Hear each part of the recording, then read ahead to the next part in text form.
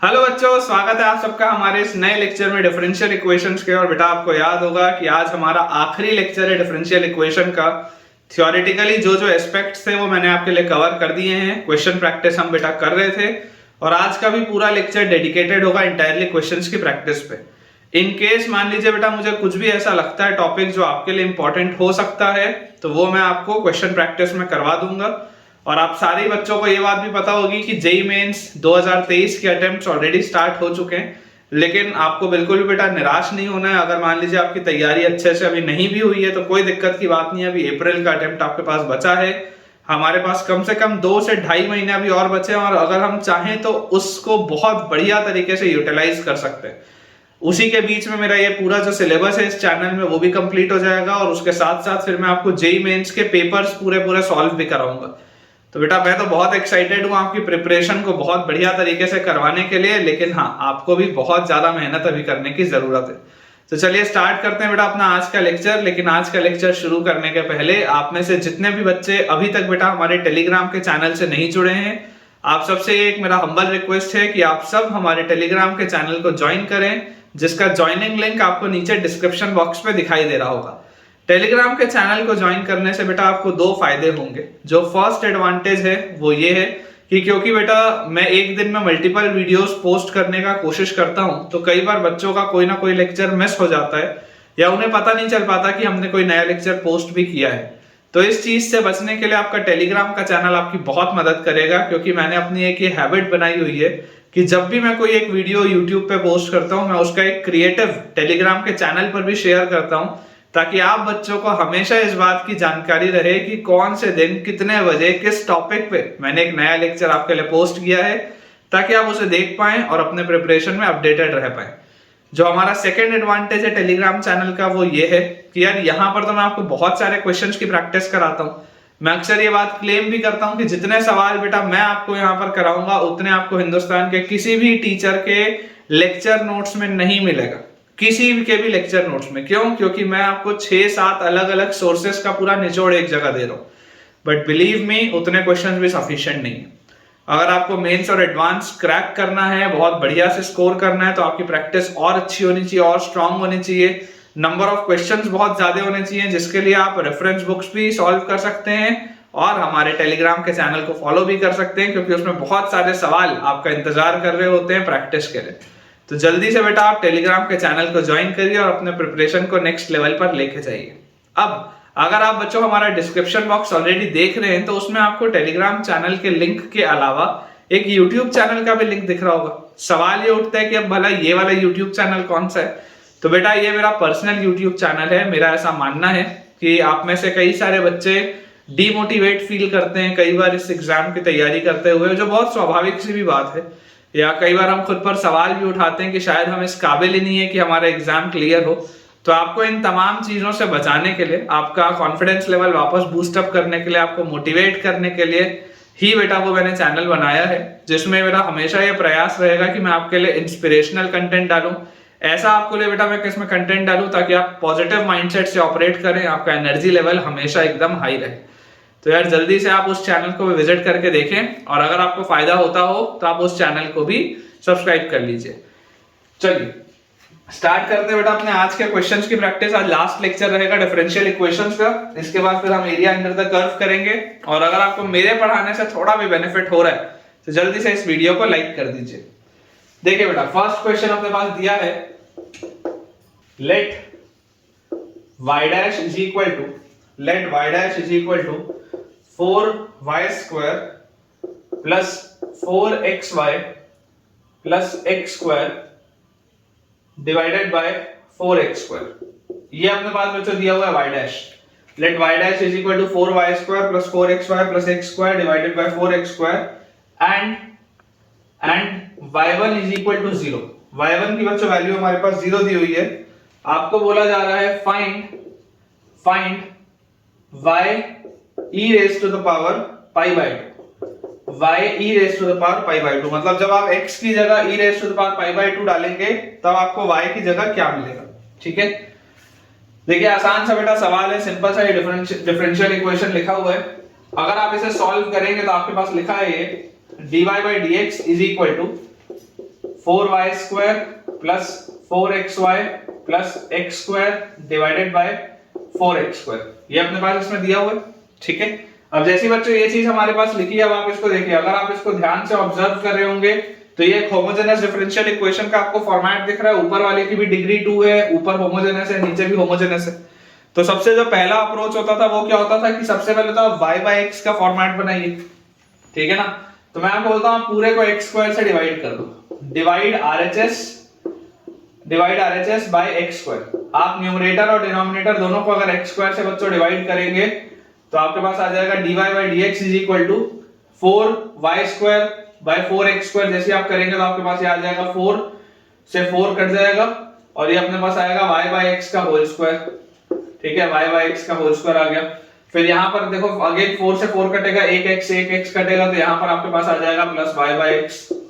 और उसके बाद प्लस अपने पास आ जाएगा 1/4, ठीक है क्या, ये अपने पास चीज आ गई। और इसके बाद नेक्स्ट स्टेप में अप्रोच क्या होता है कि y की जगह हम डाल दें vx,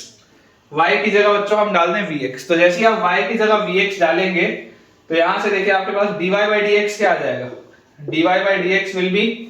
v कांस्टेंट x का differentiation 1 plus x constant v का डिफरेंशिएशन dv/dx। और इसको आप उठा के इसमें जैसे बच्चों सब्स्टिट्यूट करेंगे तो dy/dx की जगह आप लिख सकते हैं v plus x times dv/dx, v plus x times dv/dx is equal to y/x is v, this is v square plus y/x is v और प्लस 1/4। यार ये v से ये वाला v तो कैंसिल आउट हो गया, ठीक है।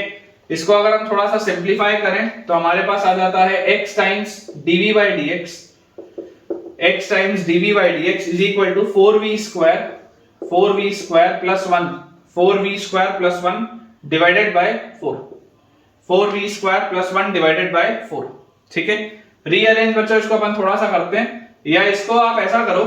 इसको बेटा आप ऐसा करो, इसको आप एलसीएम मत लो, उससे आपको देखो ज्यादा आसान रहेगा समझने में। आप इसको एलसीएम मत लो, आप इसको ऐसे रख दो,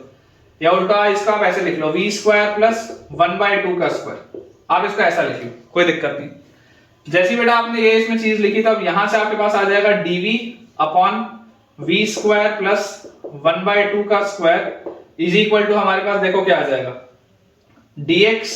अपॉन x, ये अपने पास चीज आ गई। यहां से अगर मैं इसको इंटीग्रेट कर दूं तो यार याद करो dv भी dv by v square plus a square क्या होता है, tan इनवर्स वाली प्रोफाइल होती है। तो यहां से आपके पास आ जाएगा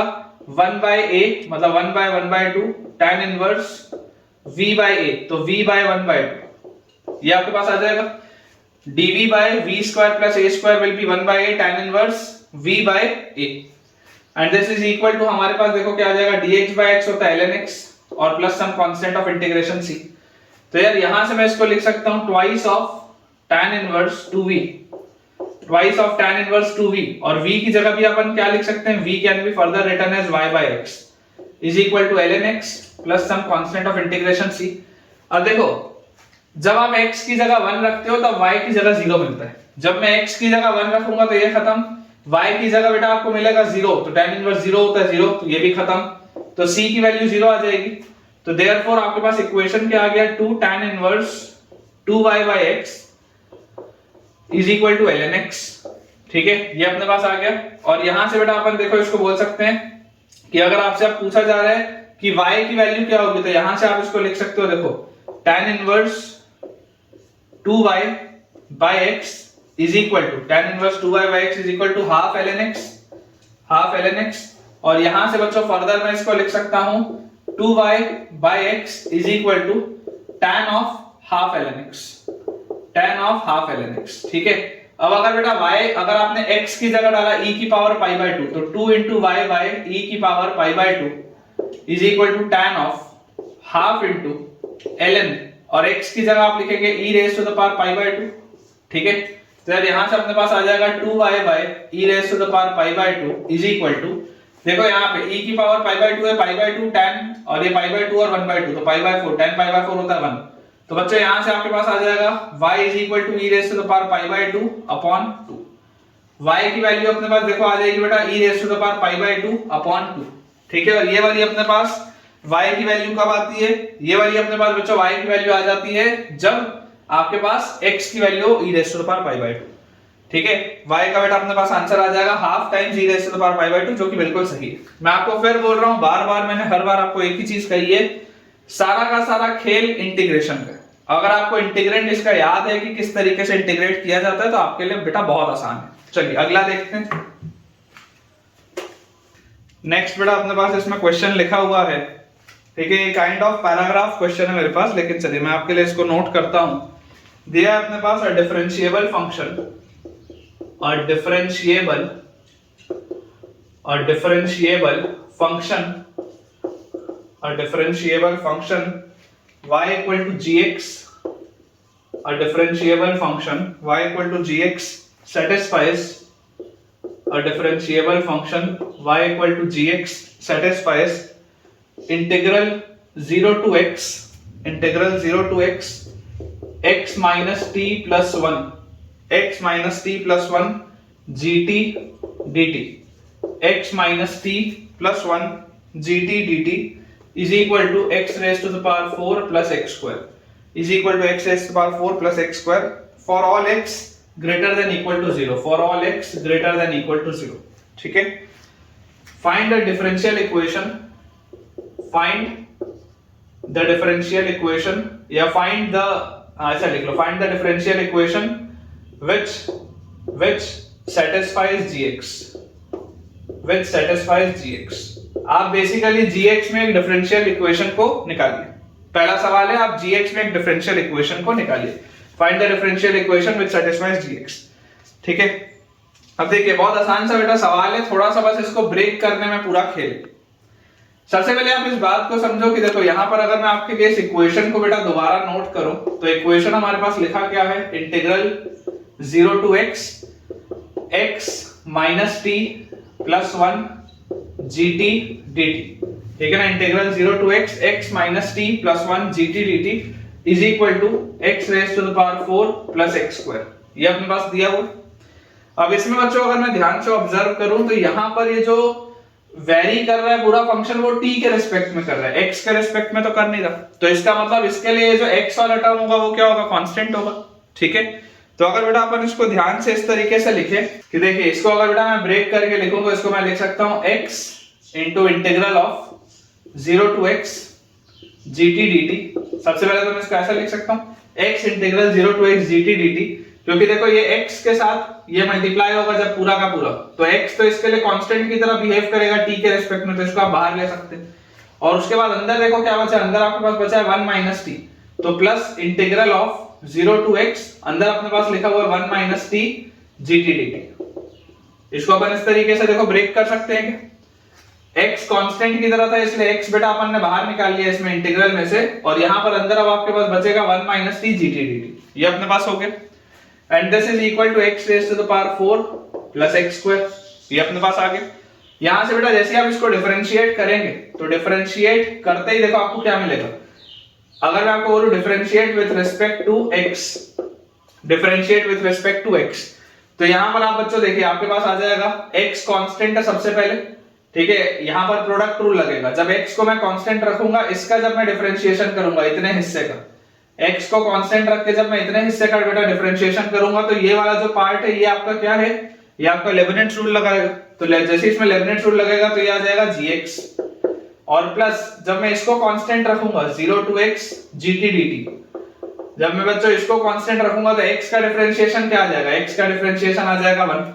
ठीक है, तो ये प्रोडक्ट रूल लगा है। ठीक है ना, इसमें बच्चों ये प्रोडक्ट रूल लगा है, x को कांस्टेंट, इसका डिफरेंशिएशन में लेबनिट्ज, प्लस इस पूरे को कांस्टेंट, x का डिफरेंशिएशन 1। फिर यहां पर अगर बेटा आप इसको डिफरेंशिएट करेंगे तो इसमें तो डायरेक्टली लेबनिट्ज लगेगा, तो डिफरेंशिएट करते ही आपके पास आ जाएगा 1 माइनस x gx। ठीक है ना, x यहां आ जाएगा t की जगह तो 1 minus x gx, and this will be equal to यहां पे अपने पास आ जाएगा 4x क्यूब प्लस 2x, यहां पे अपने पास आ जाएगा 4x क्यूब प्लस 2x। तो यार इसको देखो थोड़ा सा अपन ओपन अप बच्चों करते हैं, तो ये लिखा हुआ है x gx, ठीक है, और plus integral 0 to x gt dt, x gx plus integral 0 to x gt dt, और प्लस gx और minus x gx, plus gx minus x gx is equal to 4x cube plus 2x। ठीक है, तो बच्चों ये minus x gx और plus x gx तो cancel out हो गया, और ये बेटा अपने पास एक इक्वेशन आ गई। अगर मान लो मैं यहां पर इस इक्वेशन बेटा अगर मान लो मैं आपको बोल देता हूं कि एक बार इसको और डिफरेंशिएट करते हैं, इस इक्वेशन को अपन एक बार और डिफरेंशिएट करते हैं विद रिस्पेक्ट टू x। तो जैसे आप इसको देखो डिफरेंशिएट करोगे आपके पास क्या आएगा, यहां पर लेबनिट्स लगेगा, तो लेबनिट्स लगते ही आपको मिल जाएगा gx और प्लस यहां पर आपको gx का डिफरेंशिएशन हो जाएगा g डैश x और यहां पर आपके पास आ जाएगा बच्चों ये 12x स्क्वायर और प्लस 2 ये आपके पास आ जाएगा। और देखो ये बेसिकली gx क्या था, gx तो y था ना,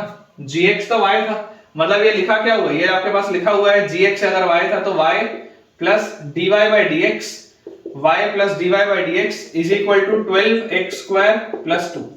तो ये मिल गया कि अपने को डिफरेंशियल इक्वेशन देखो जो gx को सेटिस्फाई कर रहा है, यही था ना, find the differential equation which satisfies gx। तो ये वाला जो डिफरेंशियल इक्वेशन है जैसे ही आप इसमें gx रखेंगे तो ये सेटिस्फाई हो जाएगा। बेसिकली एक इसको आप ऐसे लिख लो, find the differential equation in gx, ऐसा लिख लो, find the differential equation in gx, इसको आप ऐसा भी लिख सकते हो, कोई दिक्कत नहीं कि बेसिकली आपको gx में एक डिफरेंशियल इक्वेशन लिखना था, वो अपन ने लिख लिया। ठीक है, इक्वेशन अपने पास बच्चों आ जाएगा dy by dx plus y is equal to 12x square plus 2। ठीक है, अब इसी पैराग्राफ में बेटा जो सेकंड क्वेश्चन है, इसी पैराग्राफ का जो सेकंड अपने पास क्वेश्चन था कि इवैल्यूएट g0, ये अपने पास बच्चों इसका सेकंड पार्ट था, इवैल्यूएट g0। अब आप एक बात समझिए कि अगर आप यहां से इसको सॉल्व करके आगे बढ़ेंगे, ठीक है ना, यहां से बेटा अगर आप इस इक्वेशन को सॉल्व करके आगे बढ़ेंगे तो आप एक तरीका तो ये हो सकता है कि आप यहां पर देखो इस पहले डिफरेंशियल इक्वेशन निकालो, gx को सॉल्व करो और आंसर निकालो g0 निकालने के लिए। ठीक है, या डायरेक्टली g0 यार मैं और कहीं से देख सकता हूं क्या, यहां से देखो ध्यान से, अगर मैं इसको बेटा ध्यान से देखूंगा इस पूरी चीज को, इस इक्वेशन में अगर मैं x की जगह 0 डाल दूं, अगर बेटा मैं ये वाले इक्वेशन में x की जगह 0 डाल दूं तो x की जगह 0 डालते ही मुझे देखो क्या मिल जाएगा, x की जगह 0 डालते ही 0 से 0 ये इंटीग्रल खत्म हो जाएगा, तो g0 की अपने पास वैल्यू आ जाएगी 4 into 0 मतलब 0, 2 into 0 मतलब 0, तो डायरेक्टली देखो g0 की वैल्यू 0 आ जाएगी, डायरेक्टली बेटा अपने पास g0 की वैल्यू 0 आ जा रही है इस इक्वेशन से। और अगर मान लो किसी को ये क्लिक नहीं होता तो आप तो बेटा फिर क्या कर सकते हो, आप इसको ढंग से सॉल्व कर लो, तो आप इसको लिखोगे dy by dx plus 1 into y is equal to 12x square plus 2, linear differential equation है। ठीक है, ये वाला बेटा जो पूरा चीज है ये p का काम करेगा, ये वाली जो पूरी चीज है ये q का आपके लिए काम करेगा, तो इंटीग्रेटिंग फैक्टर हमारे पास क्या आ जाएगा, e rays to the power integral p dx मतलब 1 into dx, तो ये आ जाएगा e rays to the power x। तो फाइनल आंसर अपने पास क्या आएगा, final answer will be y into e rays to the power x is equal to complete integral of q। ठीक है, q अपने पास देखो क्या आ जाएगा, q अपने पास यहाँ पे आ जाएगा 12x square plus 2 into e rays to the power x dx। इसको आप ऐसे भी लिख के सॉल्व कर सकते हैं। अब यहां पर बस आपको ये है कि देखो प्रॉपरली आपको बेटा यहां पर आपको वो सॉल्व करना पड़ेगा, जब आप 12x स्क्वायर प्लस 2 लिखो, ये 12x स्क्वायर इनटू e की पावर x करोगे तो आपको दो दफे बाय पार्ट्स लगाना पड़ेगा, उससे भी आप आंसर निकाल सकते हो। फाइनल आंसर बेटा आपके पास सेम ही आएगा, आप एक बार इसको पहले करके देख लीजिए, ठीक है ना, फाइनल आंसर आपके पास हमेशा सेम ही आएगा, आंसर विल बी 0। आपके लिए मैं होमवर्क के लिए बोल रहा हूं कि आप इसको सॉल्व करके मुझे एक बार gx कमेंट्स में बताइए कि आपके पास gx फंक्शन क्या आ रहा है। आंसर मैंने आपको ऑलरेडी बता दिया कि g0 will be 0, this is your answer. ठीक है, चलिए अगला देखते हैं। नेक्स्ट बेटा अपने पास इसमें क्वेश्चन लिखा हुआ है, अ curve is such that, a curve is such that, a curve is such that the ratio of the subnormal, such that the ratio of the subnormal, a curve is such that the ratio of the subnormal at any point, the ratio of the subnormal at any point to the sum of its coordinates, to the sum of its coordinates, to the sum of its coordinates, the ratio of the subnormal at any point to the sum of its coordinates is equal to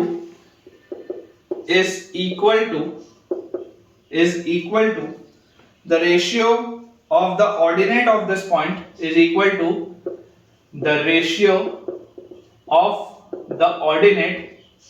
is equal to the ratio of the ordinate of this point is equal to the ratio of the ordinate of this point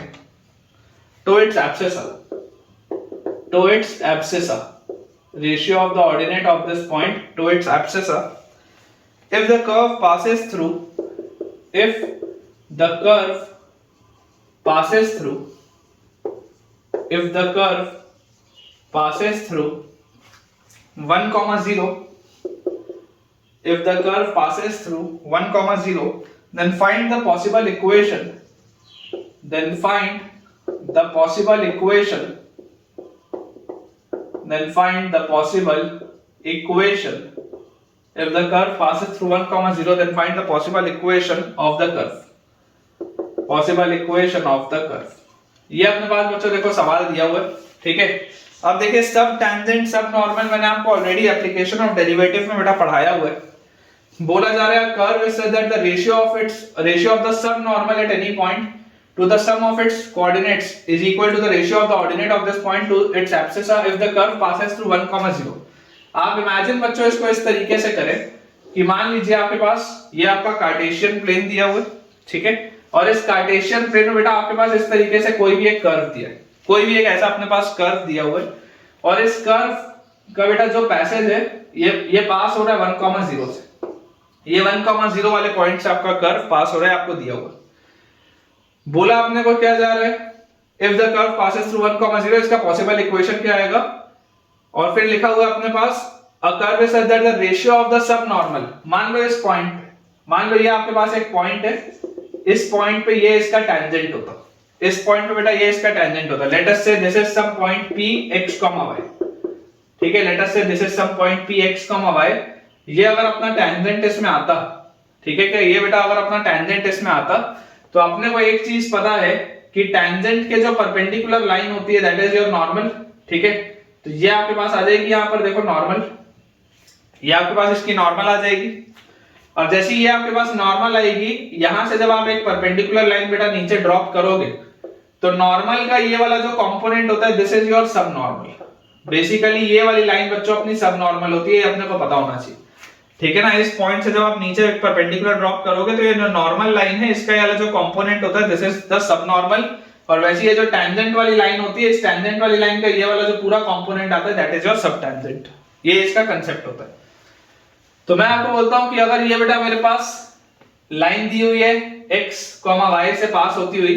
ठीक है, इसको अपन मान लेते हैं, let us say this is your capital X axis and this is your capital Y axis. तो equation of normal क्या होगा, equation of normal अगर मैं बोलूं, इक्वेशन ऑफ नॉर्मल, तो इक्वेशन ऑफ नॉर्मल बच्चों मेरे पास आ जाएगा y माइनस y1 मतलब small y is equal to slope. Tangent का स्लोप अगर dy by dx है तो नॉर्मल का स्लोप आ जाएगा -1 by dy by dx,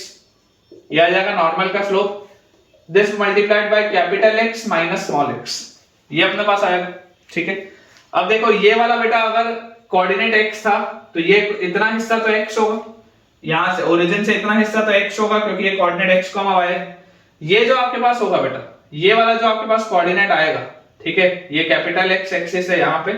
ये वाला आपके पास जो कोऑर्डिनेट आएगा जहां पर ये नॉर्मल वाली लाइन इस x एक्सिस को कट कर रही है, तो ये बेसिकली इसका क्या है, x इंटरसेप्ट, ठीक है ना। मैं आपको अगर बोलूं कि मुझे अगर इसमें x इंटरसेप्ट देखना है, कैपिटल X इंटरसेप्ट, तो x इंटरसेप्ट के लिए आप क्या बोलेंगे, कैपिटल Y को 0 डालो। जैसे आप बच्चों यहाँ पे कैपिटल Y को 0 करोगे, माइनस से माइनस कटेगा, तो हमारे पास आ जाएगा y dy by dx और plus small x will be equal to capital X, यही अपने पास आएगा, ठीक है। जैसी बच्चों ये चीज अपने पास आ गई,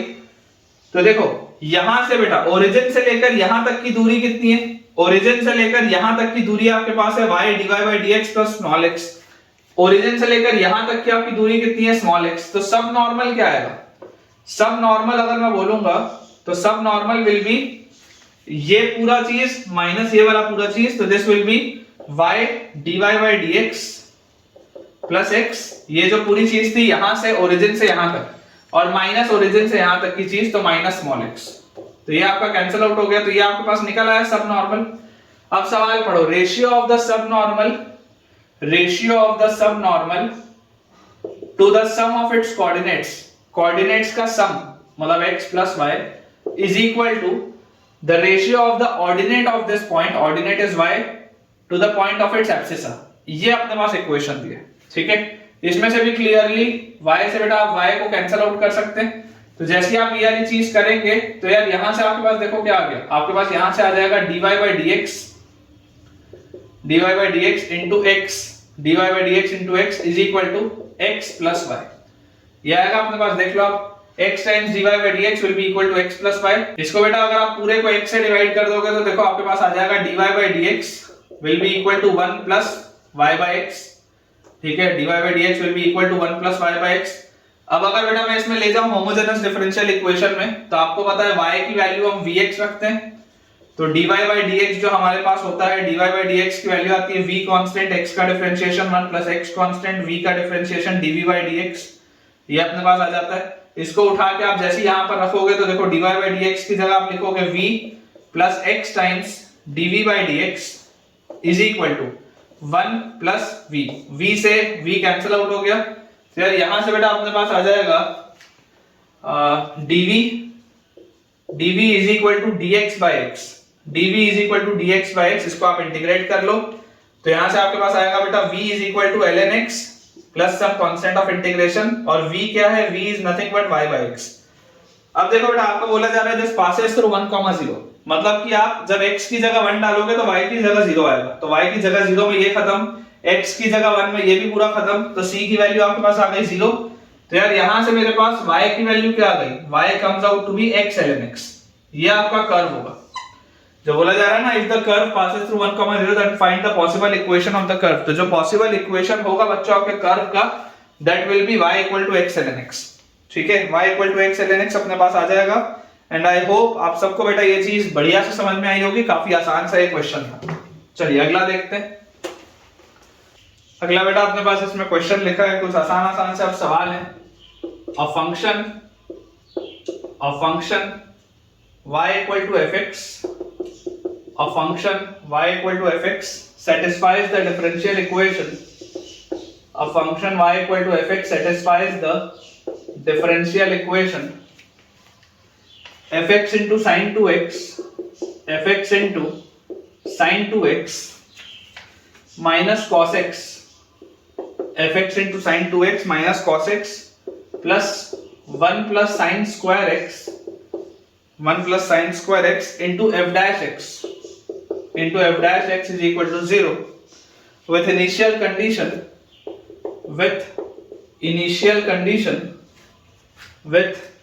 y0 equal to 0, with initial condition y0 equal to 0, find the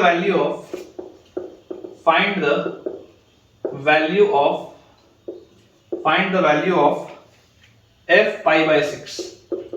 ठीक है। काफी आसान सा बच्चों सवाल है, find the value of f pi by 6, ठीक है। देखिए जैसे बेटा आप इसको सॉल्व करेंगे, आपके पास जो इक्वेशन दिया हुआ है, अगर y इक्वल टू fx है तो इक्वेशन मेरे पास क्या लिखा हुआ है, y multiplied by sin 2x और माइनस cos x और plus 1 plus sin square x, 1 plus sin square x into dy by dx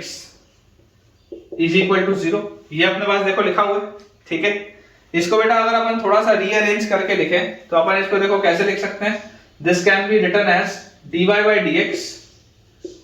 dx is equal to, या dy by dx और plus y into sin 2x upon 1 plus x square, 1 plus sin square x, ठीक है, 1 plus sin square x is equal to cos x उधर चला जाए तो cos x by 1 plus sin square x। इसको बेटा आप बहुत आसानी से ऐसा लिख सकते हैं, देख लो आप, ये dy by dx वाला टर्म यही है, y into sin 2x यही है, मैंने पूरे को 1 plus sin square x से डिवाइड किया तो इसके नीचे भी आ गया, यहां से गायब हो गया, और ये उधर ले गया तो उसके नीचे भी आ गया, ये चीज अपने पास आ जाएगी। अब जैसे बेटा ये चीज अपने पास आई, क्लियरली ये लीनियर डिफरेंशियल इक्वेशन का फॉर्मेट आपके पास बन गया। इस पूरे को आप बोलेंगे p, इस पूरे को बच्चों अपन बोलेंगे q। तो यहां से अपने पास देखो इंटीग्रेटिंग फैक्टर क्या आ जाएगा, integrating factor will be e raised to the power integral p dx मतलब sin 2x upon 1 plus sin square x dx। अब बच्चों आप जरा सोच के देखो, अगर आप 1 प्लस साइन स्क्वायर एक्स को t बोलते हो, अगर आप 1 प्लस साइन स्क्वायर एक्स को बेटा t बोलते हो, तो यार यहां से मेरे पास क्या आ जाएगा, डिफरेंशिएट अगर करूंगा तो 2 sin x और sin x का cos x और dx will be dt, मतलब कि हमारे पास आ जाएगा sin 2x dx will be dt। ठीक है, तो यहां से अपने पास देखो क्या आ जाएगा, e rays to the power integral sin 2x dx मतलब dt by t, तो ये आ जाएगा ln t which will be e rays to the power ln t मतलब t, तो ये आ जाएगा 1 plus sin square x। Integrating factor आ गया अपने पास, और जैसे ही बच्चों इंटीग्रेटिंग फैक्टर अपने पास आया, अब यहां से अपन इसको क्या बोल सकते हैं, इंटीग्रेटिंग फैक्टर आते ही बहुत आसानी से इसमें हम बोल सकते हैं कि final answer will be y into integrating factor मतलब 1 plus sin square x is equal to complete integral of q मतलब cos x upon 1 plus sin square x into integrating factor is 1 plus sin square x dx। ठीक है, 1 plus sin square से 1 plus sin square गया, तो यहां से अपने पास आ जाएगा y into 1 plus sin square x is equal to cos x dx का इंटीग्रल, बेटा cos x का इंटीग्रल होता है sin x plus some constant of integration c। Initial अपने को कंडीशन बोली जा रही है कि x की वैल्यू 0 रखने पर y 0 होता है, x की वैल्यू 0 रखोगे ये खत्म, y 0 हो जाएगा ये खत्म, तो c की वैल्यू आएगी 0। तो यार यहां से अपने पास y की वैल्यू क्या आ गई, y comes out to be sin x by 1 plus sin square x, y की वैल्यू अपने पास आ जाएगी sin x by 1 plus sin square x, और अगर मुझे y की वैल्यू निकालनी है पाई बाय 6 पे, तो y की वैल्यू अगर बेटा मुझे पाई बाय 6 पे निकालनी है, मतलब जैसे आप x की जगह पाई बाय 6 रखोगे, sin 30 होता है अपने पास हाफ अपॉन 1 प्लस हाफ का स्क्वायर इज 1 बाय 4, तो ये आ जाएगा हाफ बाय 5 बाय 4। ठीक है क्या, 2 से ये 4 कटेगा 2, तो final answer will be 2 by 5। Final answer बेटा अपने पास इसका आ जाएगा 2 बाय 5, बिल्कुल सही। ठीक है, आसान आसान से सवाल है, बहुत सारे क्वेश्चंस हैं करने हैं अपने को, और 100% बेटा मैं गारंटी आपको दे सकता हूं कि अगर आप इतने सारे बस वीडियोस को अच्छे से देख लेंगे ना, तो डिफरेंशियल इक्वेशन में महारत भी आ जाएगी और कॉन्फिडेंस भी आपको आ जाएगा। अगला बेटा अपने पास इसमें क्वेश्चन दिया हुआ है, find the solution of the differential equation, find the solution of the differential equation, find the solution of the differential equation e raised to the power x into x plus 1 dx plus y into e raised to the power y minus x into e raised to the power x dy is equal to 0। कि y 0 की value बेटा अपने पास 0, ठीक है ना, y 0 is 0, ये अपने पास बेटा इनिशियल कंडीशन इसमें दी हुई है। अब अगर मुझे इसका बेटा सॉल्यूशन बताना है इस डिफरेंशियल इक्वेशन का, तो देखिए बेटा अप्रोच क्या हो जाएगा, बहुत सिंपल से इसमें अप्रोच है कि अगर मैं आपको बोल दूं कि सबसे पहले आप इस पूरे को dy से डिवाइड कर दो, ये लिखा क्या हुआ है, लिखा हुआ है अपने पास e raised to the power x into x plus 1 dx by dy, ठीक है, और plus y into e raised to the power y minus x into e raised to the power x is equal to 0, ये अपने पास हो जाएगा क्या, ठीक है। और इसको बेटा यहां से अपन और इसको किस तरीके से लिख सकते हैं, e raised to the power x into x plus 1 dx by dy, ठीक है, dx by dy,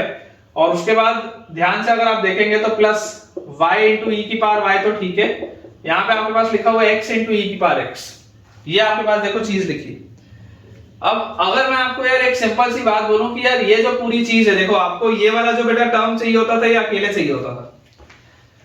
ये जो dx by dy या dy by dx या dx by dt या dt by dx, ये वाले टर्म्स आपको अकेले चाहिए होते थे। तो अगर मैं आपको बोलूं, याद करो आपको मैंने वेरिएबल चेंज करना सिखाया था, अगर मैं x into e raised to the power x को t बोल दूं, अगर बेटा मैं इसको t बोल दूं, तो यहां से मेरे पास क्या आ जाएगा, डिफरेंशिएट करने पे x कांस्टेंट e की पावर x का e की पावर x प्लस e की पावर x कांस्टेंट x का 1, this will be equal to dt by dx, ये अपने पास चीज आ जाएगी। और यहां से अपन क्या बोल सकते हैं कि e raised to the power x into x plus 1 will be equal to dt by dx, e raised to the power x into x plus 1 will be equal to dt by dx, ये चीज अपने पास आ जाती है, ठीक है। आपने क्या किया, इसको सिर्फ डिफरेंशिएट किया, या आप यहां से देखो इसको और कैसे बोल सकते हो, और this can be written as e raised to the power x into x plus 1 dx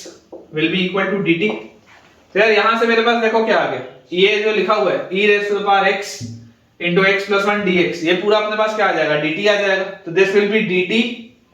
bye D Y plus Y into E raise to the power Y और इज इक्वल टू टी, ये अपने पास लिखा हुआ है। इसको बेटा अगर आप रीअरेंज करो तो आप इसको लिख सकते हो dt बाय dy, या इसको आप यहां पर देखो ओरिजिनल इक्वेशन क्या था, ओरिजिनल इक्वेशन आपका होता था dy by dx plus py is equal to q होता था, जहां पर इंटीग्रेटिंग फैक्टर होता था e rays to the power integral p dx, ठीक है। और फाइनल आंसर अपना आता था y into integrating factor is equal to complete integral of q into integrating factor into dx, ये अपना ओरिजिनल आंसर होता था। यहां पर आपके पास देखो y की जगह t लिखा हुआ है और x की जगह y लिखा हुआ है, ठीक है। तो ये अगर dy बाय dx था तो यहां पर y वाला टर्म आना चाहिए था ऊपर, ऊपर अगर y है तो इधर भी y आना चाहिए था। तो अगर यहां ऊपर t है तो यहां पर dt by dy minus t आना चाहिए, and this will be equal to, इस पूरे को आप अगर उस साइड ले जाओ तो minus y into e rays to the power y। इसको आप ऐसे लिख सकते हैं, ये जो q होता था, q या तो कांस्टेंट होता था या तो x का फंक्शन होता था, x नीचे होता था, तो देखो यहां पर ये y का फंक्शन है, तो बिल्कुल सही।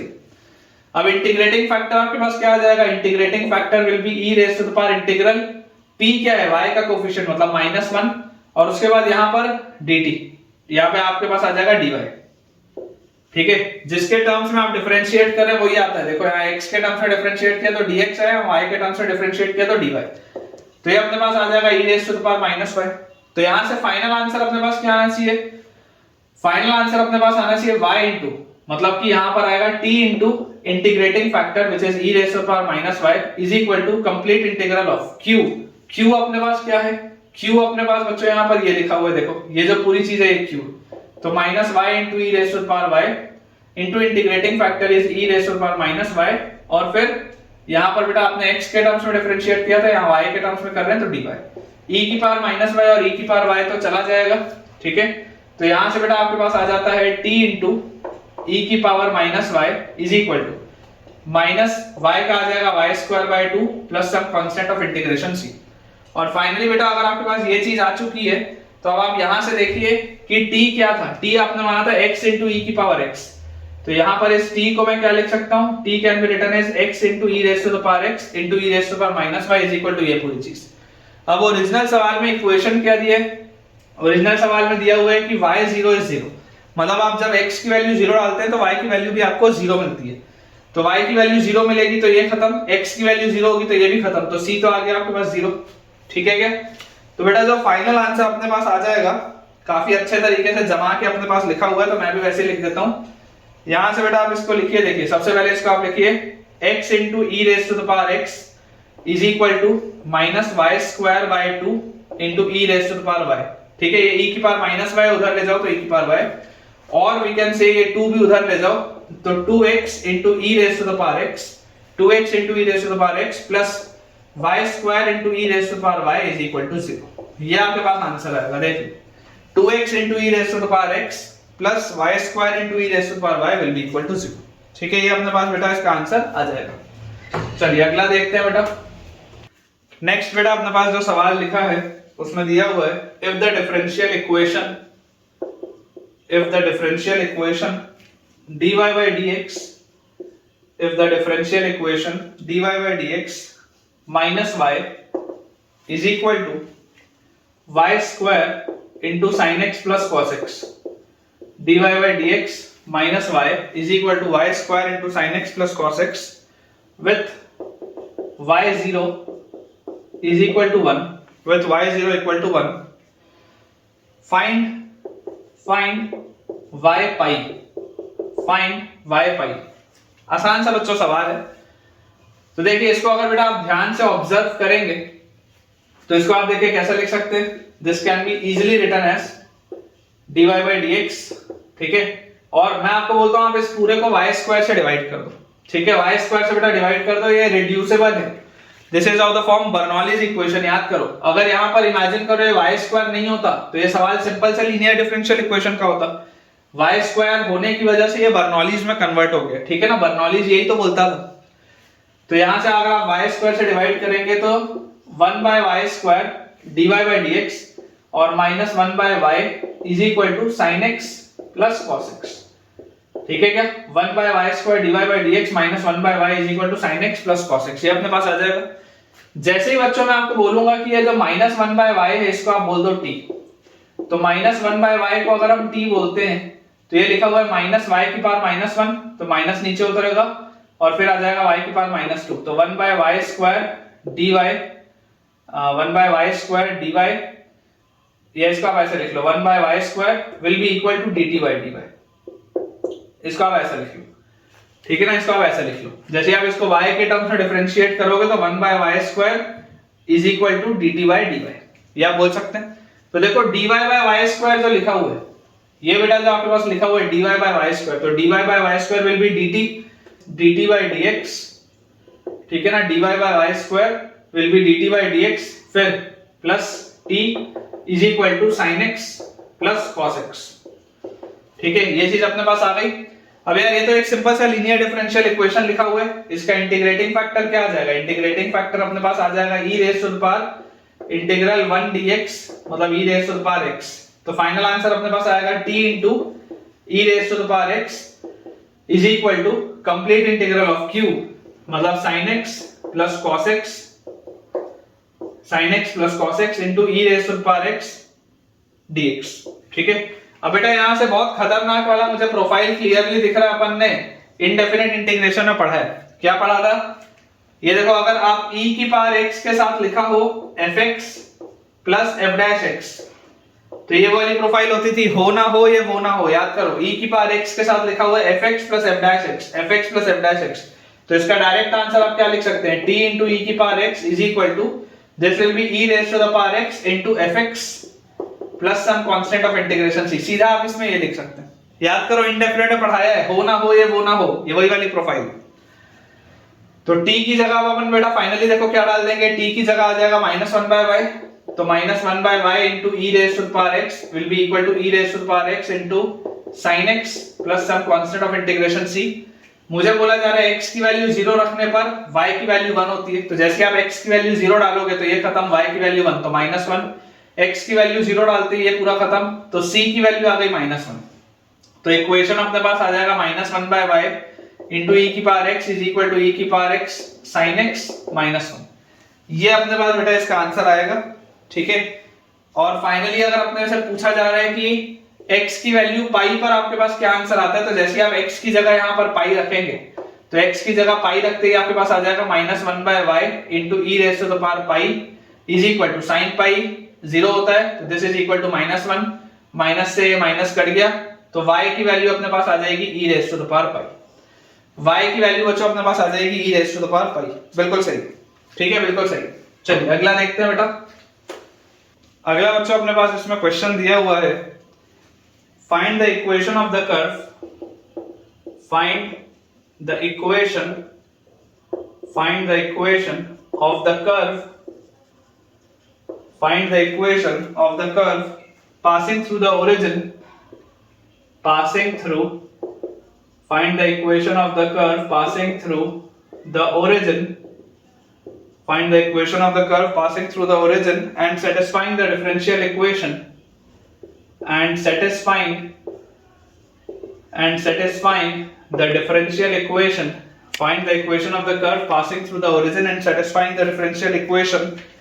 dy by dx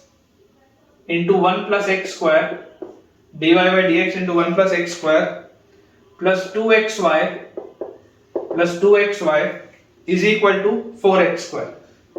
plus 2xy is equal to 4x square, ये अपने पास बच्चों सवाल दिया है, ठीक है, काफी आसान सा क्वेश्चन है ये भी। देखिए सबसे पहले आपको ये बात पता है कि dy by dx तो बेटा आपको अकेला चाहिए, तो अगर ये आपको अकेला चाहिए तो आप इसको पूरे को इक्वेशन को 1 plus x square से डिवाइड कर दो, तो जैसे आप इसको डिवाइड करोगे आपके पास आएगा dy by dx plus 2x by 1 plus x square into y is equal to 4x square by 1 plus x square, ये अपन लिख सकते हैं। क्लियरली बच्चों मुझे दिखाई दे रहा है एक लीनियर डिफरेंशियल इक्वेशन है, ये पूरा p है, ये पूरा q है, तो इंटीग्रेटिंग फैक्टर क्या आएगा, integrating factor will be e rays to the power integral p dx मतलब 2x by 1 plus x square dx, integrating factor will B this thing. अगर मैं 1 plus x square को m बोलता हूं तो 2x dx dm होगा, dm by m होता है ln m होता है e की पावर ln m मतलब m, मतलब final answer 1 plus x square आएगा। देखो डायरेक्टली लिख लो, 1 प्लस एक्स स्क्वायर को m बोलो, 1 प्लस एक्स स्क्वायर को जैसे आप m बोलोगे तो 2x dx dm में निकलेगा, तो dm by m is ln m, e की पावर ln m मतलब m की जगह 1 प्लस एक्स स्क्वायर। और जैसे इंटीग्रेटिंग फैक्टर मुझे मिल गया तो मेरा जो फाइनल आंसर होगा मैं डायरेक्टली बोल सकता हूं y into integrating factor which is 1 plus x square is equal to complete integral of q is 4x square by 1 plus x square into integrating factor is 1 plus x square dx। तो बेटा यहां से 1 plus x square तो गया, तो यहां से अपने पास आ जाता है y into 1 plus x square is equal to 4 into x square का अपने पास आ जाएगा x cube by 3 plus some constant of integration c। Clearly हमको देखो दिया हुआ है ये ओरिजिन से पास हो रहा था, तो अगर बच्चों ये ओरिजिन से पास हो रहा था मतलब x इक्वल टू 0 और y इक्वल टू 0 इसको सेटिस्फाई करेगा, तो c की वैल्यू अपने पास आ जाएगी 0। तो बेटा जो फाइनल आंसर आपके पास आएगा that will be y is equal to 4x cube upon 3 into 1 plus x square. y will be equal to 4x cube upon 3 into 1 plus x square. ठीक है, बिल्कुल सही है बेटा। छोटे छोटे से सवाल हैं, पूरी उम्मीद है मुझे कि आप सबसे सवाल बन रहे होंगे और आपका कॉन्फिडेंस भी बहुत इंक्रीज हो रहा होगा। नेक्स्ट अपने पास बच्चों इसमें जो सवाल लिखा है उसमें दिया हुआ है find the equation of the curve, find the equation of the curve, find the equation of the curve passing through 2, 1, equation of the curve passing through 2, 1, find the equation of the curve passing through 2, 1 which has a constant subtangent,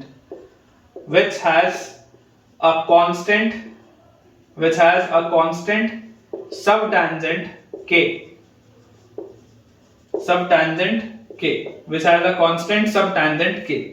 इसका जो बच्चों सबटेंजेंट है वो constant कोई k है, ठीक है। Equation of the curve passing through 2, 1। Again काफी आसान सा बच्चों सवाल है, मैंने आपको बताया ही है कि देखिए आपके पास अगर इस तरीके का एक फिगर बना हुआ हो और ये ऐसा अपने पास इमेजिन करिए एक फिगर है, ठीक है। ये किसी पॉइंट 2, 1 से आपको बोल रहा है कि पास होता है, और अगर मान लो मैं किसी भी अन्य पॉइंट पे इस पे टेंजेंट ड्रॉ करूं तो यहां से जब आप इस पे परपेंडिकुलर लाइन ड्रॉप करोगे, late us say this is x, y, ये आपका कैपिटल x एक्सिस है, ये आपका बच्चों कैपिटल y एक्सिस है। तो आपको एक चीज पता है कि सब टेंजेंट क्या होता है, सब टेंजेंट ये वाला जो पूरा पोर्शन होता है दिस इज योर सब टेंजेंट, ठीक है ना। टेंजेंट का ये वाला जो कंपोनेंट होता है दिस इज योर सब टेंजेंट। तो आपको सब टेंजेंट का लेंथ दिया हुआ है k, सब टेंजेंट का आपको बेटा लेंथ दिया हुआ है k, और ये जो कर्व है दिस इज पासिंग थ्रू 2, 1, ठीक है। तो देखो ये अगर x था तो ये तो x होगा आपके पास, ठीक है। अब आप मुझे एक बात बताइए कि अगर हम ये चीज बच्चों बोल दें कि आपके पास इक्वेशन ऑफ टेंजेंट क्या होगा, इक्वेशन ऑफ टेंजेंट, तो इक्वेशन ऑफ टेंजेंट हमारे पास आ जाएगा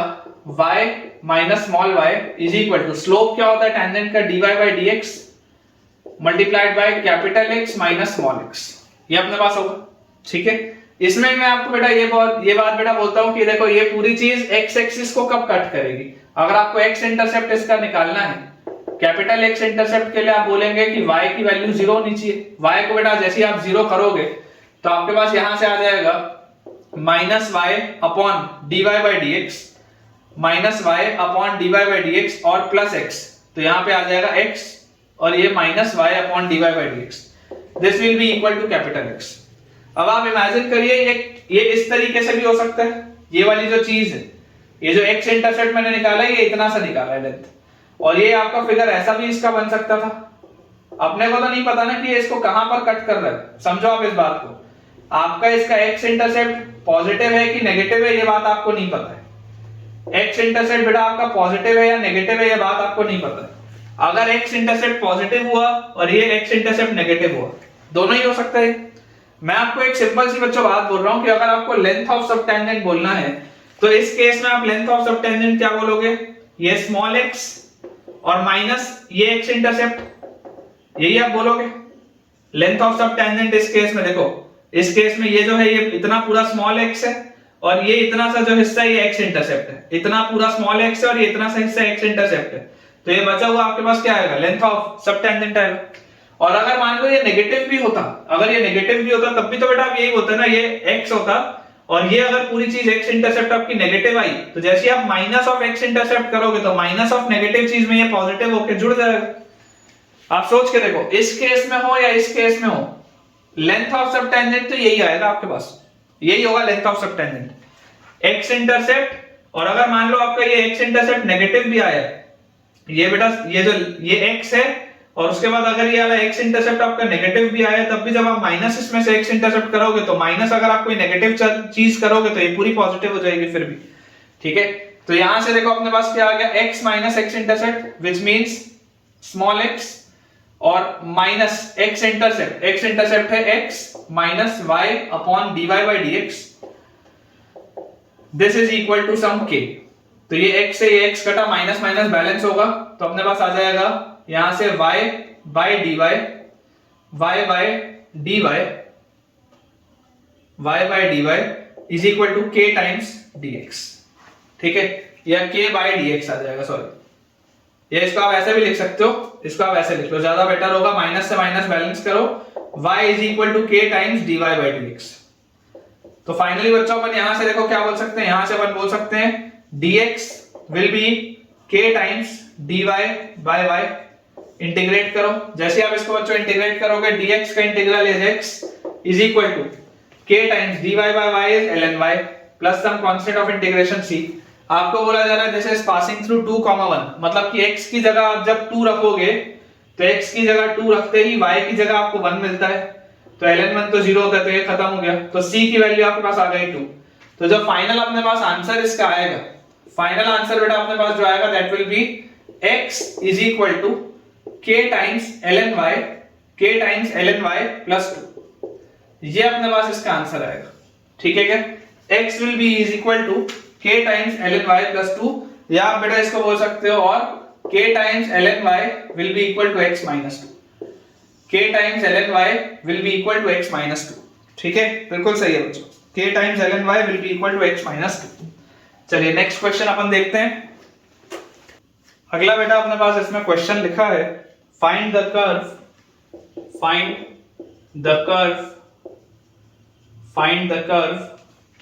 such that the intercept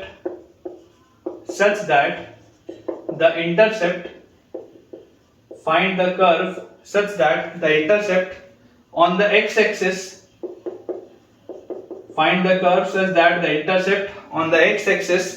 cut off between intercept on the x-axis cut off between the origin and the tangent at a point between the origin and the tangent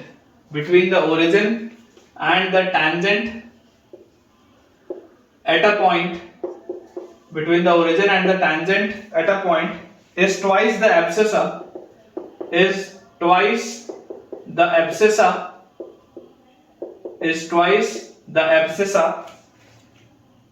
and the curve also passes through the point 1, 2.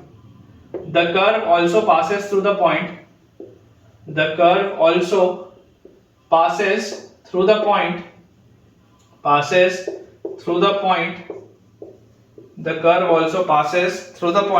1, 2। ये अपने पास बच्चों question, ठीक है। Find the curve such that the intercept on the x-axis cut off between the origin and the tangent at a point is twice the abscissa। समझने की बेटा देखिए कोशिश आप करिए कि आपके पास अगर आप कार्टेशियन प्लेन बनाए, आप सबसे पहले इसका फिगर बनाने का प्रयास करें। आपके पास कुछ इस तरीके का बेटा एक फिगर है, ठीक है, कुछ इस तरीके का अपने पास एक फिगर है। ये किसी पॉइंट 1, 2 से आपको पास होता हुआ दिख रहा है और ये अपने पास इस तरीके का एक फिगर बना हुआ है, ठीक है। ये आपका टेंजेंट है at some point p x, y। ये आपका टेंजेंट है at some point p x, y। अब हमें इसमें देखो क्या बोला जा रहा है, हमें इसमें बोला जा रहा है कि intercept on the x axis cut off between the origin and the tangent. Imagine करिए आप इसको भी इधर ऐसा कर लीजिए, थोड़ा सा ऐसा आप बना लीजिए, ठीक है। तो ये जो आपका इंटरसेप्ट है, ये जो इंटरसेप्ट है इज ट्वाइस द एब्सिसा। आपको कुछ इस तरीके की बात हो रही है, हो सकता है फिगर इस तरीके का बन रहा हो, कोई दिक्कत नहीं है ना, हो सकता है फिगर आपका कुछ ऐसा बन रहा हो। तो जो भी होगा अपन एक रफ आइडिया अपने को लग चुका है इक्वेशन अपन लिखते हैं, देखो ये कैपिटल एक्स है, ये कैपिटल वाई है, तो इक्वेशन ऑफ टेंजेंट क्या आएगा, y minus capital Y is equal to slope dy by dx into x capital X minus small x। ये अपने पास आ गया। अब ये बेटा आपके पास जो टेंजेंट लाइन है ये x इंटरसेप्ट क्या बना रही होगी, तो x इंटरसेप्ट के लिए आप y को 0 करोगे,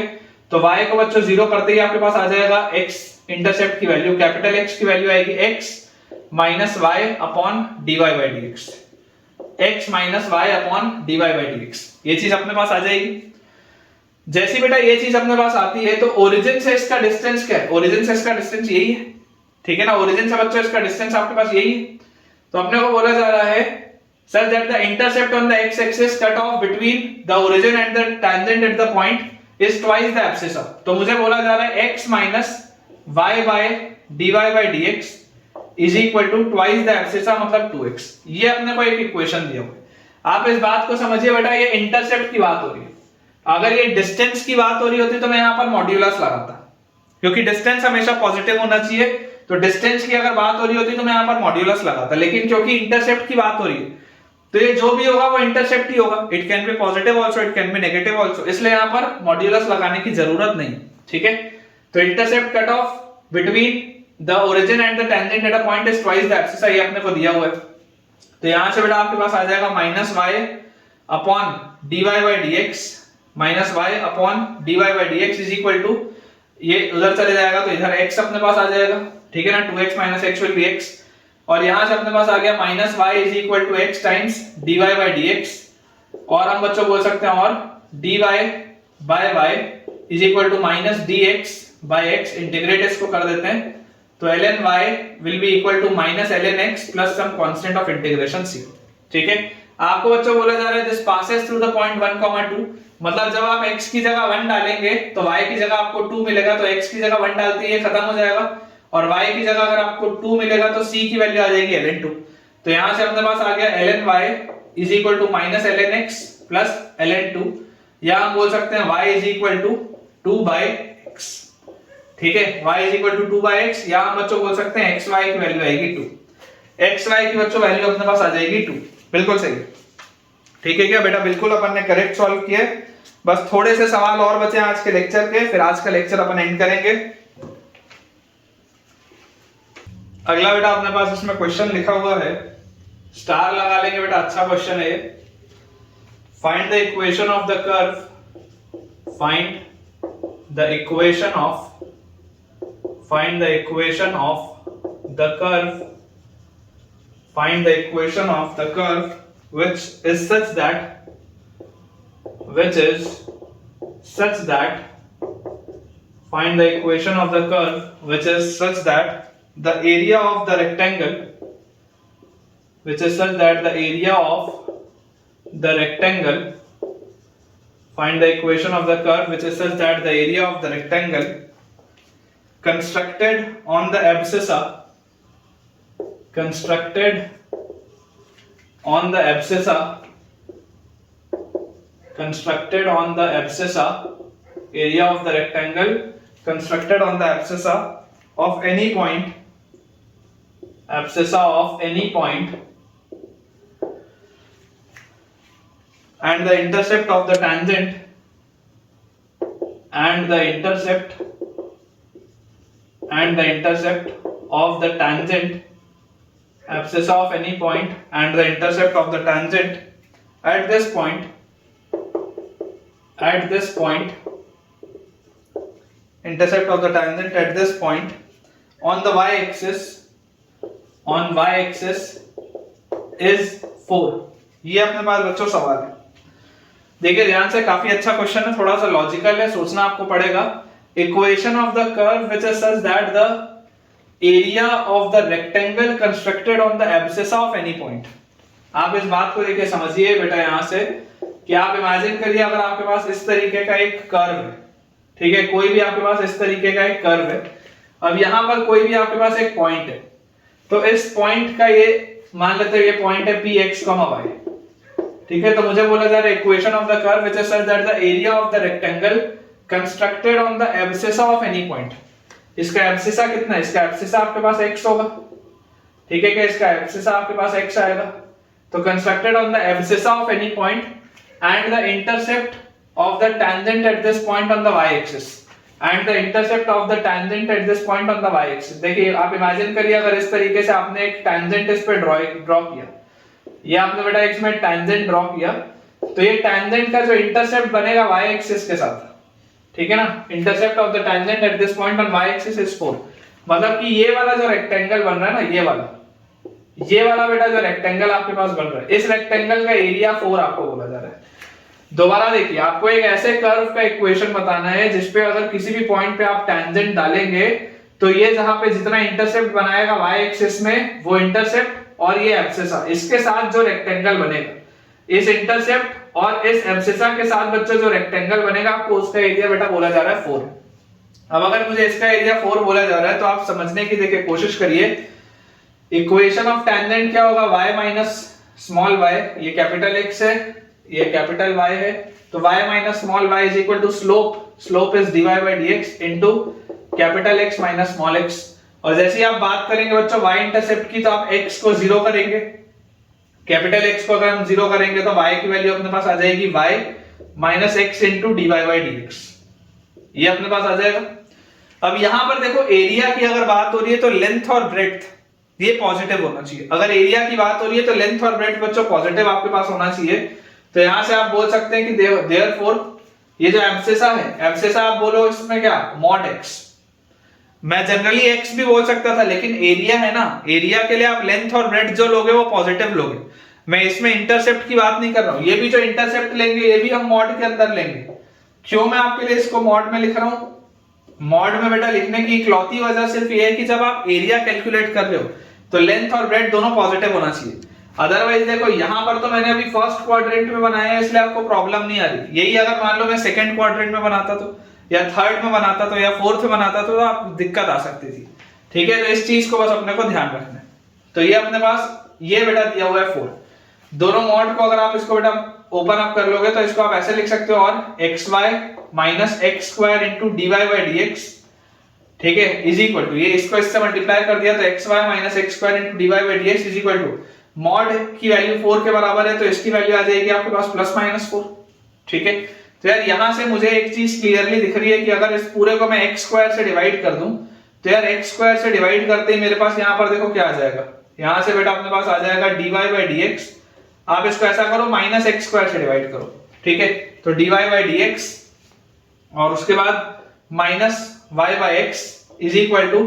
plus minus 4 by x square, ये आपके पास आ जाएगा। ठीक है ना, एक बार प्लस के साथ आप लोगे, एक बार माइनस के साथ लोगे। माइनस से डिवाइड किए भी हो तो कोई फर्क नहीं पड़ रहा, प्लस माइनस तो प्लस माइनस में ही रहेगा। तो ये चीज अपने पास आ जाती है। अब यार यहां से अगर मैं आपको बेटा ध्यान से देख के बोलूं तो ये सिंपल से मुझे लीनियर डिफरेंशियल इक्वेशन दिखाई दे रहा है। इस लीनियर डिफरेंशियल इक्वेशन का इंटीग्रेटिंग फैक्टर जो होगा, integrating factor will be e raised to the power integral p dx, तो integral minus 1 by x dx, dx by x होता है ln x, e की पावर माइनस ln x, मतलब ये minus ऊपर जाएगा तो 1 by x, इसका इंटीग्रेटिंग फैक्टर आ गया 1 by x। और जैसे ही बच्चों 1 by x आया तो final answer will be y into integrating factor is equal to complete integral of q, तो q अपने पास आ जाएगा plus minus 4 by x square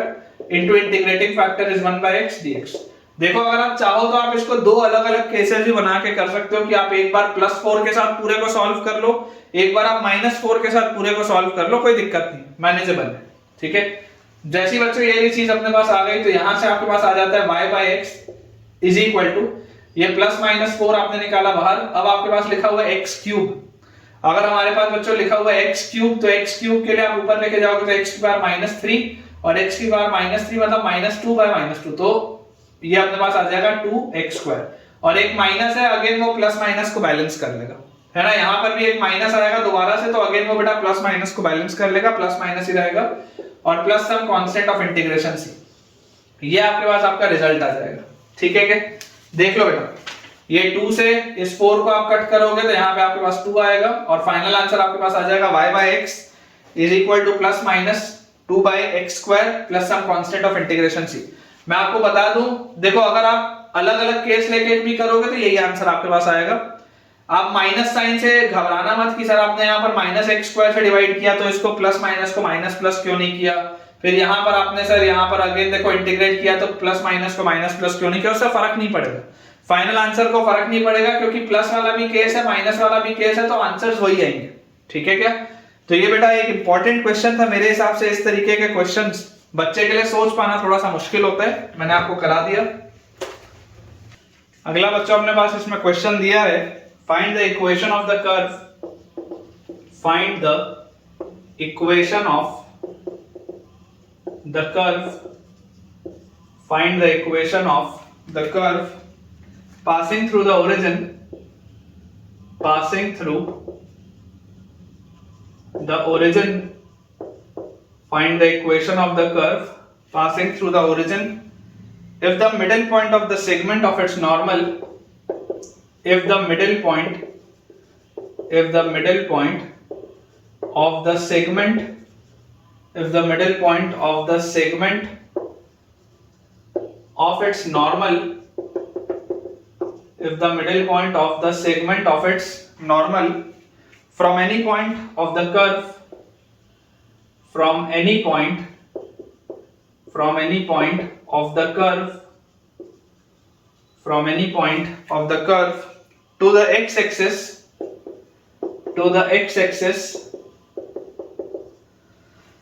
lies on the parabola, lies on the parabola 2y square equal to x। ये अपने पास बच्चों सवाल है, देखिए ध्यान से आप इसको बेटा ऑब्जर्व करिएगा।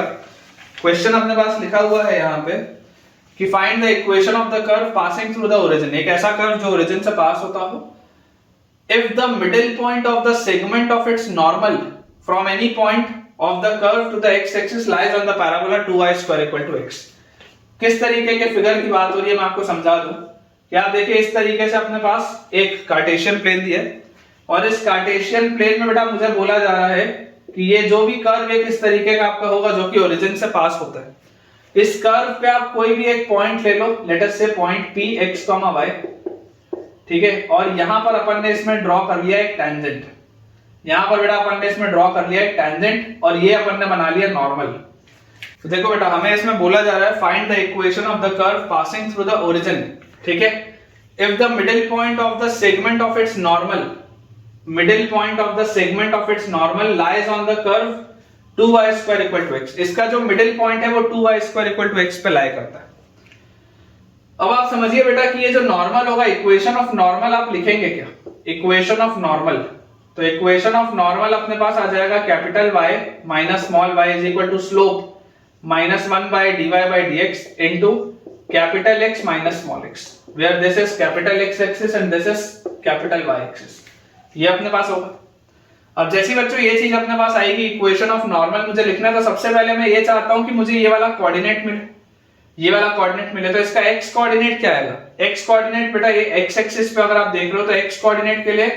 y को आप 0 करोगे, जैसे आप y को यहां पर 0 करोगे तो आपके पास ये आ जाएगा माइनस से माइनस गया तो y times dy by dx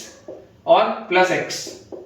this will be equal to capital X। तो इसका आपको कोऑर्डिनेट क्या मिला,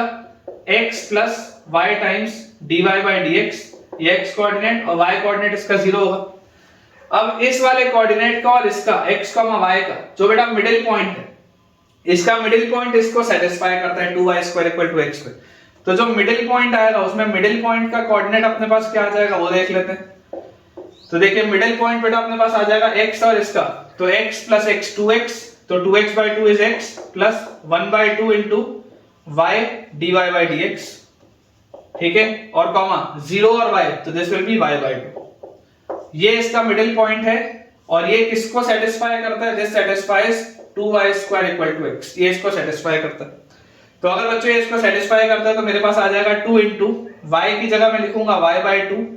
का square is equal to x की जगह मैं लिखूंगा x plus 1 by 2 into y dy by dx। ये इक्वेशन है मेरा, ठीक है क्या बेटा, ये मेरे पास इक्वेशन आ गया। इसको थोड़ा सा सिंपलीफाई अगर हम करके लिखें तो y स्क्वायर बाय 2 और is equal to x plus y by 2 into dy by dx, ये अपने पास आ गया। इस पूरे को बेटा अगर अपन सबसे पहले 2 से मल्टीप्लाई करें तो अपने पास देखो आ जाएगा y square is equal to 2x plus y dy by dx, यह आ जाएगा 2 से मल्टीप्लाई करते। और अगर बच्चों मैं इस y स्क्वायर को t बोल दूं, बर्नौलीज में आप याद करो इसी तरीके से आपके पास आता था, वेरिएबल आप चेंज कर रहे हैं, y स्क्वायर को अगर मैं t बोलूं तो 2y dy will be dt, 2y dy will be dt। तो बेटा यहां पर आप एक हाफ मल्टीप्लाई कर दो और 2 भी मल्टीप्लाई कर दो। तो देखो y स्क्वायर को आपने t बोला है तो t is equal to 2x plus 2y dy, ये जो 2y dy लिखा हुआ है ये dt हो जाएगा, तो 1/2 इंटू dt बाई dx। इस पूरी चीज को अगर अगेन बेटा मैं 2 से मल्टीप्लाई कर दूं और रीअरेंज करके लिखूं तो ये मेरे पास लिखा हुआ है dt बाई dx, और 2 से मल्टीप्लाई किया तो -2t इज इक्वल टू, ये उधर चले जाएगा, 2 से मल्टीप्लाई किया तो -4x। ये अपने पास इक्वेशन आएगा। अब ये आपको सिंपल सा लीनियर डिफरेंशियल इक्वेशन दिख रहा है जो पहले नहीं दिख रहा था। पहले आपने वेरिएबल चेंज करके इसको सॉल्व किया, अब आपको सिंपल सा लीनियर डिफरेंशियल इक्वेशन मिल चुका है। और इसको बेटा अगर आप देखेंगे तो इंटीग्रेटिंग फैक्टर आपके पास आ जाएगा e rays to the power integral -2 dx, ठीक है। तो यहां से अपने पास आ जाएगा e की पावर -2x, e की पावर -2x, ये अपने पास आ गया। तो final answer will be t into e की power -2x is equal to complete integral of -4x into e की पावर -2x dx, ठीक है क्या, ये अपने पास आ जाएगा। यहां पर बेटा इसको अपन सॉल्व करते हैं, इसमें अपने को बाय पार्ट्स लगाना पड़ेगा। तो देखो t की जगह तो आप y स्क्वायर लिख लो, तो y square multiplied by e rays to the power -2x is equal to y square multiplied by e rays to the power -2x is equal to minus, और ये जो बेटा ये माइनस तो अपन निकाल लेते हैं बाहर, ठीक है ना, माइनस बाहर निकाल लेते हैं। अगर हम बाय पार्ट्स देखें इस 4 को भी आप बाहर निकाल लो, ठीक है ना, इस 4 को भी आप बाहर निकाल लो। और अब अगर अपन बेटा बाय पार्ट्स की बात करें, -4 अपन ने निकाल लिया बाहर, तो देखो आइलेट का बेटा जो कंसेप्ट होता है बाय पार्ट्स में, आइलेट के कंसेप्ट के हिसाब से अलजेब्रिक फंक्शन आपका पहला आएगा और एक्सपोनेंशियल फंक्शन आपका दूसरा आएगा। तो first function into integral of second, तो e की पावर -2x का e की power -2x by -2 minus complete integral of derivative of first खत्म, इंटीग्रल ऑफ सेकंड e की पावर -2x का e की पावर -2x बाय -2, ये अपने पास आ जाएगा। और अगेन इसको बच्चों अगर हम सॉल्व करेंगे तो क्लियरली हम बोल सकते हैं y स्क्वायर इंटू e की power -2x is equal to -4 into x into e की पावर -2x अपॉन -2, और यहां से बेटा ये माइनस बाहर आ जाएगा तो प्लस 1/2, और e की पावर -2x का अगेन e की पावर -2x अपॉन -2, तो ये अपने पास आ जाएगा -1/4 और plus some constant of integration c, ठीक है क्या। आपको बेटा ये भी बोला जा रहा है कि ये जो कर्व है ओरिजिन से पास होता है, तो अगर ओरिजिन से पास होता है तो y 0 पर x 0, तो जैसे आप x की वैल्यू 0 रखोगे y की वैल्यू 0 करोगे तो ये तो खत्म हो गया, ये भी खत्म हो गया। और यहां से बेटा अगर आप देखोगे तो माइनस और माइनस बैलेंस हो जाएगा, 4 और 4 बैलेंस हो जाएगा, और x की जगह 0 आप रखोगे तो 1 प्लस c, तो c की वैल्यू -1 आ जाएगी, c की वैल्यू बेटा -1 आ जाएगी ओरिजिन से पास करवाते ही। तो फाइनली अपने पास जो अपना बेटा रिजल्ट आ रहा है, इसको मैं थोड़ा सा क्लियर करता हूं क्योंकि इसको अपने को थोड़ा सा सिंप्लीफाई करना पड़ेगा, क्योंकि थोड़ा सा कॉम्प्लिकेटेड फॉर्म में अभी लिखा हुआ है। तो देखो अपन इसको बेटा लिख सकते हैं, सबसे पहले तो आप इस पूरे को e की पावर 2x से मल्टीप्लाई करो, पूरे को आप e की पावर अगर 2x से मल्टीप्लाई करोगे तो y square is equal to -4, e की पावर 2x से मल्टीप्लाई किया तो -x/2, ठीक है, ये खत्म हो गया। और फिर e की पावर 2x से मल्टीप्लाई किया तो -1/4, और e की पावर 2x से मल्टीप्लाई किया तो -e की पावर 2x, ये अपने पास आ गया। अगर मैं अंदर इसमें एलसीएम ले लूंगा, पहले तो माइनस अंदर ले जाता हूं, तो ये माइनस खत्म, यहाँ पे आ गया प्लस, अंदर अगर एलसीएम लूंगा तो ये 2x + 1 आ जाएगा बाय 4 आ जाएगा, और ये वाला 4 भी कैंसिल आउट हो जाएगा। तो मेरे पास बच्चों यहां से आ जाता है y square is equal to, बिल्कुल सही लिखा है बेटा, 2x + 1 - e की पावर 2x, ये अपना फाइनल आंसर है। This is the final answer, y square is equal to 2x + 1 into 2x + 1 - e rays to the power 2x, बिल्कुल सही है बेटा, y square is equal to 2x + 1 - e rays to the power 2x। चलिए इसको clear करते हैं। तो बेटा एक अपन लास्ट अब क्वेश्चन देखते हैं ऑर्थोगोनल ट्रेजेक्टरी पे। एक सिंपल सा कंसेप्ट होता है, ठीक है, ऑर्थोगोनल ट्रेजेक्टरी बहुत सिंपल सा कंसेप्ट होता है। तो मैं आपको इसमें 2 सवाल आपको कराता हूं, छोटे छोटे सवाल होते हैं, और फिर 2 सवाल मैं आपको होमवर्क में दे दूंगा।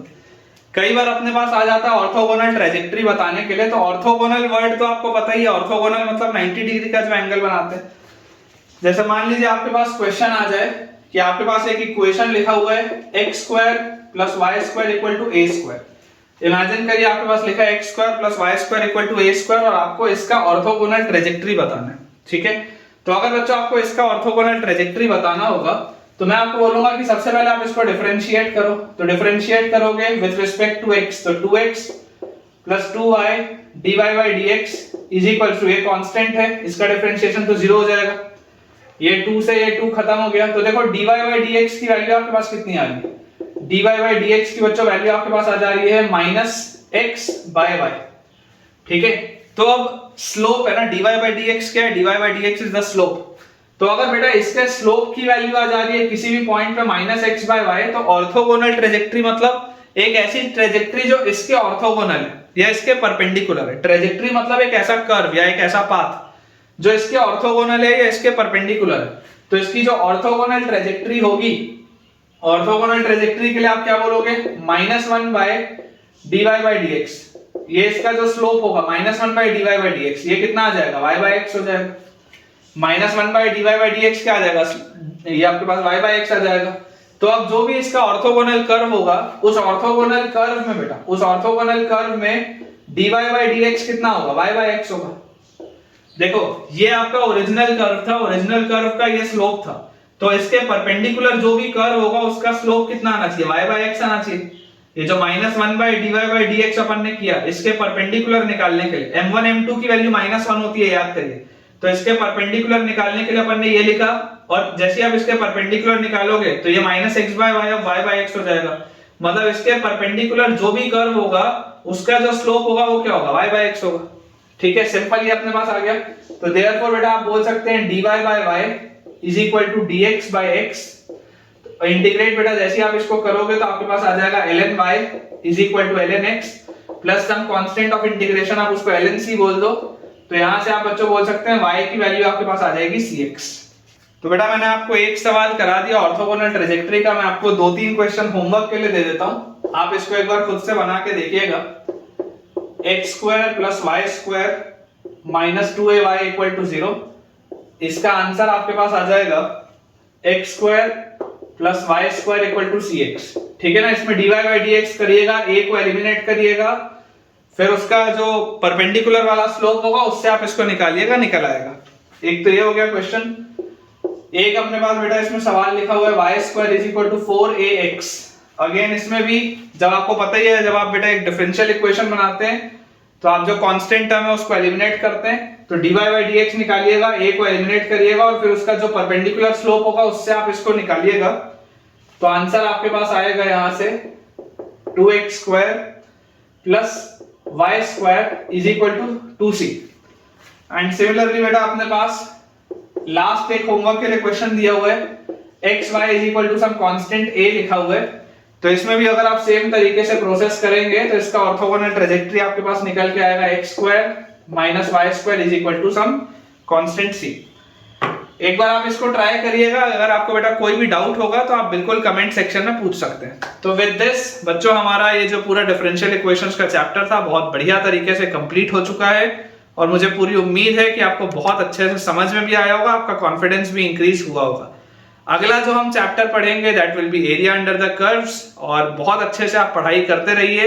अगर आपको ओवरऑल डिफरेंशियल इक्वेशन में मुझसे पढ़ने के बाद फायदा हुआ है तो मुझे कमेंट्स में आप बताइए कि आपने क्या आज नया सीखा मुझसे। वीडियो अगर आपको बेटा पसंद आया हो तो वीडियो को लाइक करें, चैनल को सब्सक्राइब करें और दोस्तों के साथ इस चैनल को और इस वीडियो को रेफर करें ताकि उन सब की पढ़ाई बहुत बढ़िया तरीके से हो पाए। Thank you.